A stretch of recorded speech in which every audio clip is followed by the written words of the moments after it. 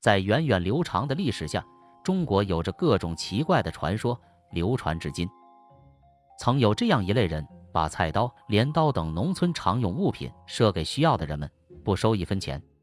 顺便留下一句预言，告诉得到物品之人，等到预言成为现实后再来收钱。他们遍布中国各地，游走于农村之间，没人知道他们从哪里来到哪里去。他们所说的预言多数已经实现，准确率非常高。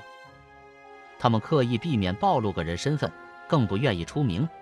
这就是神秘的赊刀人。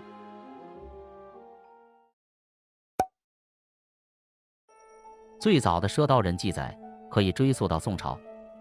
在当时民间称这种交易方式为卜脉。之所以这么称呼，是因为赊刀人跟卜卦算命先生一样，有占卜预知的能力，预测时事变化的本领。赊刀人留下的预言称为谶语，这些谶语更是几乎无所不包。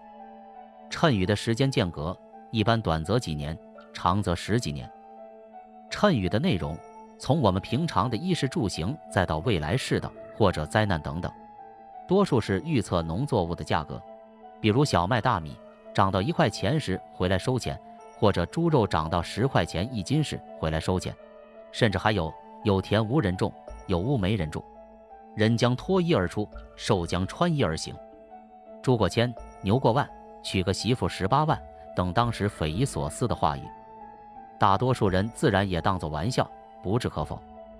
很多人并未深究，而且能够白白得到一把菜刀，何乐而不为呢？也有很多人认为赊刀人找上自己是一种福气，这预示着他们能挨过苦难，迎来新生活。关于赊刀人的起源，说法众多。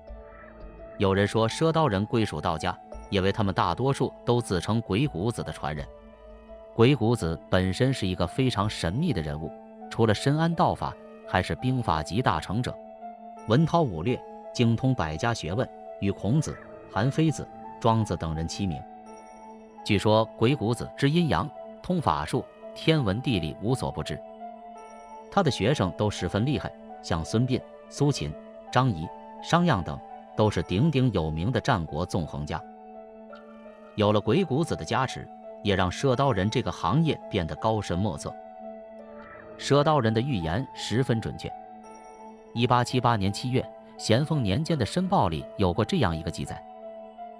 有个赊刀人赊给村民菜刀，临走时他也说出了一句谶语，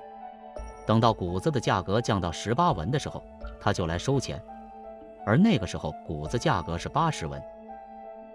没人会相信价格能降到这么低，但是令人大跌眼镜的是，光绪初年谷子的价格果真跌到了18文。人们都认为赊刀人可能是一位神仙，他用赊刀的方式告诫世人，未来一定会有出乎大家意料的事情发生。